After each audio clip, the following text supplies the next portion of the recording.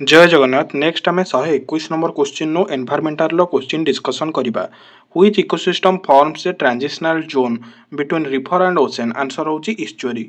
122 number question what type of zone is an ecotone also known as? Answer टा होची zone of tension. Because सेटा अधिक species थांती तो सेही स्पेसीज भितरे अधिक स्पेसीज रिचनेस मध्ये देखा जाइଥାଏ।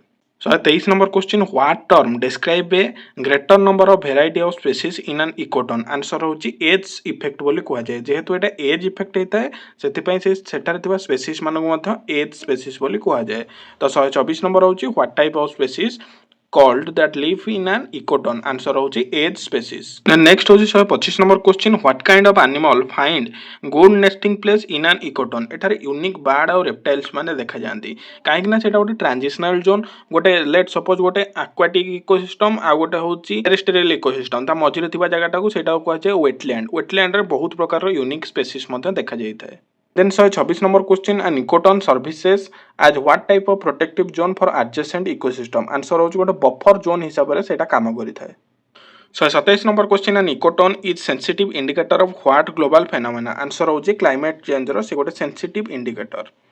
Then 128 number question is a crop field a natural or man made ecosystem? बहुत इजी एटा होची man made गोटे इकोसिस्टम रो example. 129 number question what term represents the physical address where species lives and grow? Answer होची हेटा habitat बोली कुहा जाय। 130 number question what term represents the functional role played by or perform or that is the professional played by an organism? Answer होची niche बोली कुहा जाय। एटा नीचे बोली पड़बो ना, एटा होची नीश, ता उच्चारणटा होची नीश। हैबिटेट और नीश। फॉरेस्ट होची गोटे हैबिटेट। फॉरेस्ट रे बहुत प्रकार जीव जंतु रही पारंती तो सेटा होची सेमानकर हैबिटेट माने बासस्थान।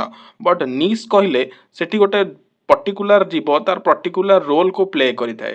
तेणु एटा कोन ना गोटे पर्टिकुलर स्पेसीज पई रिलेटेड होची नीशटा। Then 131 number question is a habitat species specific or non species specific? Answer होची नॉन स्पेसीज स्पेसिफिक।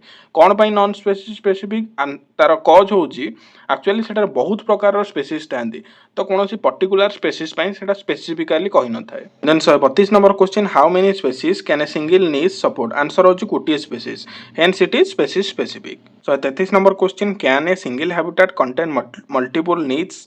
आंसर होची सेटा मल्टीपल नीड्स से रखि पारिबो बिकॉज सेठी फंक्शनल रोल प्ले होची कोठे? आंसर होची नीश रे, किंतु हैबिटेट होची जोटा कि बहुत गुडे स्पेसीज को नेकी गठित तो एटा जेहेतु नॉन स्पेसीज स्पेसिफिक तो आंसर हो yes. 34 number question what type of thermodynamic system is an ecosystem? Answer होची एटा गोटे open system.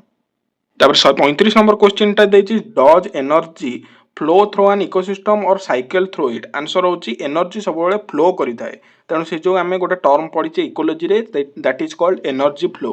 Then 136 number question do nutrient flow or cycle in an ecosystem? Answer होची एटा साइक्लिंग मैनर रे रहिथाय तेणु that is nutrient cycle बोली कुहा जाय। Then 137 number question what is the fundamental force responsible for metabolic activities in life? Answer होची energy। energy टा गोटे responsible force हिसाब रे काम करिଥାଏ।